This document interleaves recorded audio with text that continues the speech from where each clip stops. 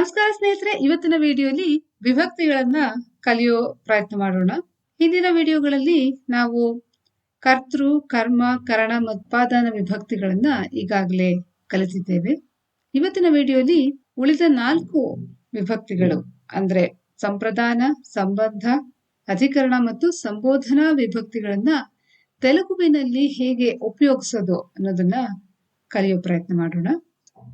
Hello friends, in the previous grammar videos, we have already learned the cases, nominative, accusative, instrumental and also ablative cases. In this video, we will try to learn the remaining 4 cases, which is dative, genitive, locative and vocative. ಸ್ನೇಹಿತರೆ, ಈ ಚಾನೆಲ್ಗೆ ಇನ್ನೂ subscribe ಮಾಡಿಲ್ಲ ಅಂದ್ರೆ ದಯವಿಟ್ಟು ಮಾಡಿ. Friends, if you have not yet subscribed to the channel, please do so. ಮೊದಲಿಗೆ ಸಂಪ್ರದಾನ ವಿಭಕ್ತಿ ಅಂದ್ರೆ ಡೇಟಿವ್ ಕೇಸ್ ಅಂತ ಹೇಳ್ತೀವಿ ಇಂಗ್ಲಿಷ್ ಅಲ್ಲಿ. ಅದರ ಪ್ರತ್ಯಯ ಕೆ, ಗೆ, ಇಗೆ. ಉದಾಹರಣೆಗೆ ಮನೆ ಪ್ಲಸ್ ಗೆ, ಮನೆಗೆ. ಈಗ ಕೆಲವು ಉದಾಹರಣೆ ವಾಕ್ಯಗಳು.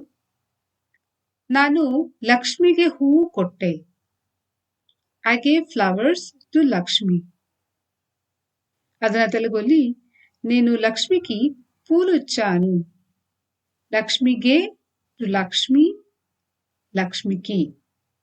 ಕನ್ನಡದಲ್ಲಿ ಗೆ ಪ್ರತ್ಯಯ ಏನಿದೆ ಅದನ್ನ ತೆಲುಗುವಲ್ಲಿ ಕಿ ಅಂತ ಉಪಯೋಗಿಸ್ತೀವಿ. ಕೆಲವೊಮ್ಮೆ ಕು ಅಂತ ಕೂಡ ಬರುತ್ತೆ. ತಾಯಿಗೆ ಮಗುವು ಭಾರವಲ್ಲ. A child is not a burden to a mother.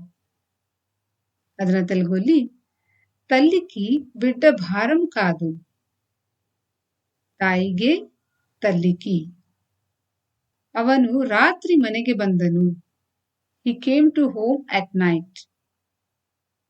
అతడు రాత్రి ఇంటికి వచ్చాడు. ಮನೆಗೆ ಇಂಟಿకి. ಕರುವಿಗೆ ಅಮ್ಮನ ಆಸರೆ ಬೇಕು. Mother's support is needed to a calf. దూడకు దాని తల్లి మద్దతు కావాలి. ಕರುವಿಗೆ, ದೂಡಕು.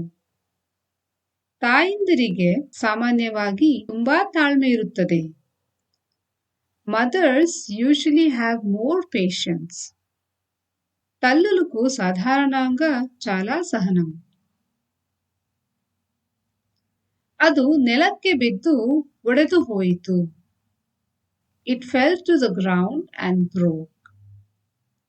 అది నేల మీద పడి విరిగిపోయింది. ನಾನು 10ಕ್ಕೆ ಎಣಿಸುವುದನ್ನು ನಿಲ್ಲಿಸಿದೆ. I stopped counting to 10. నేను 10కి లెక్కించడం మానేశాను. 10ಕ್ಕೆ 10కి. ಈಗ ಸಂಬಂಧ ವಿಭಕ್ತಿಯನ್ನ ಕಲಿಯೋ ಪ್ರಯತ್ನ ಮಾಡೋಣ. ಇಲ್ಲಿ ಪ್ರತ್ಯಯ ಆ ಇರುತ್ತೆ. ಅದನ್ನ ಇಂಗ್ಲಿಷ್ ನಲ್ಲಿ ನಾವು ಜೆನಿಟಿವ್ ಕೇಸ್ ಅಂತ ಹೇಳ್ತೀವಿ. ಮನೆ ಪ್ಲಸ್ ಆ, ಮನೆಯ. ಉದಾಹರಣೆಗೆ ರಾಜುವಿನ ಕಾರು ಹೊಸದು. Raju's car is new. ಅದನ್ನ ತೆಲುಗುವಲ್ಲಿ ರಾಜು ಕಾರು ಕೊತ್ತದಿ. ರಾಜುವಿನ, ರಾಜು. ಅವಳ ಕಾಲೇಜು ಮನೆಯ ಹತ್ತಿರ ಇದೆ. Her college is near home. ఆమె కాలేజీ ఇంటి దగ్గరే ఉంది. సీతయ్య గండ రామ. Sita's husband is Rama. సీతా భర్త రాముడు. రామన భక్త Anjaneya. Anjaneya is a devotee of Rama. ఆంజనేయుడు రామ భక్తుడు. హనుమన భక్తి అపార. Hanuman's devotion is immense. హనుమంతుని భక్తి ಅಪಾರమైనది.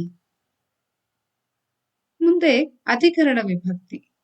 ಇದರಲ್ಲಿ ಪ್ರತ್ಯಯ ಅಲ್ಲಿ. ಉದಾಹರಣೆಗೆ ಮನೆ ಪ್ಲಸ್ ಅಲ್ಲಿ, ಮನೆಯಲ್ಲಿ.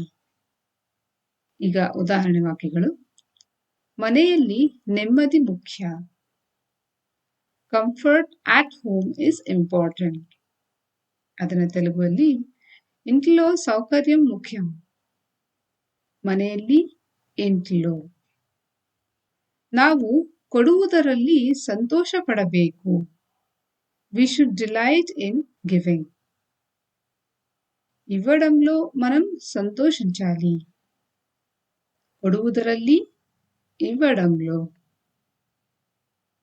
ಹಂಚುವುದರಲ್ಲಿ ಸುಖವಿದೆ. There is joy in sharing.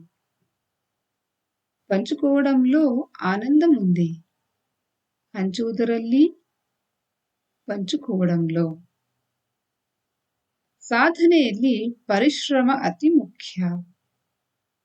Perseverance is very important in achievement. ಅದನ್ನು తెలుగులో సాధించడంలో పట్టుదల చాలా ముఖ్యం. ಸಾಧನೆಯಲ್ಲಿ, ಸಾಧಿంచడంలో. ಅವನಿಗೆ ಅಧ್ಯಯನದಲ್ಲಿ ತುಂಬಾ ಆಸಕ್ತಿ. He is very interested in studies. అతనికి చదువులో చాలా ఆసక్తి ఉంది. ಅಧ್ಯಯನದಲ್ಲಿ, ಚದುవులో. ಕೊನೆಯದಾಗಿ ಸಂಬೋಧನಾ ವಿಭಕ್ತಿ. ಇದರಲ್ಲಿ ಪ್ರತ್ಯಯ ಎ, ಓ, ಇರ. ಉದಾಹರಣೆಗೆ ಮನೆ ಪ್ಲಸ್ ಎ, ಮನೆಯೇ. ಈಗ ಉದಾಹರಣೆ ವಾಕ್ಯಗಳು. ಓ ಮನವೇ, ನೀನು ಎಷ್ಟು ಚಂಚಲ. O mind, how restless you are. ಅದನ್ನ తెలుగుಲ್ಲಿ ఓ మనస్సు, నువ్వు ఎంత చంచలమైన. ಮನವೇ, ಮನಸ್ಸು. ఏ ಇಲಿರಾಯ, ಮನೆಯೊಳಗೆ ಬರಬೇಡ. O mouse, don't come inside the house. ఓ ఎలుక, ఇంట్లోకి రాకు. ఓ ಮರಗಳಿರ, ನಮ್ಮನ್ನು ಕಾಪಾಡಿ. O trees, protect us. ಅದನ್ನ తెలుగుಲ್ಲಿ ಓ చేతులు, మమ్మల్ని కాపాడు. ಈಗ ಇನ್ನೊಮ್ಮೆ ರಿಪೀಟ್ ಮಾಡೋಣ. ಮೊದಲಿಗೆ సంప్రదాన విభక్తి. నేను లక్ష్మికి పూలు ఇచ్చాను. తల్లికి బిడ్డ భారం కాదు. అతడు రాత్రి ఇంటికి వచ్చాడు. దూడకు దాని తల్లి మద్దతు కావాలి. తల్లులకు సాధారణంగా చాలా సహనం. అది నేల మీద పడి విరిగిపోయింది. నేను 10కి లెక్కించడం మానేశాను. ఇక సంబంధ విభక్తి. రాజు కారు కొత్తది. ఆమె కాలేజీ ఇంటి దగ్గరే ఉంది. సీత భర్త రాముడు. ఆంజనేయుడు రామభక్తుడు. హనుమంతుని భక్తి అపారమైనది. ఇక అధికరణ విభక్తి. ఇంట్లో సౌకర్యం ముఖ్యం. ఇవ్వడంలో మనం సంతోషించాలి.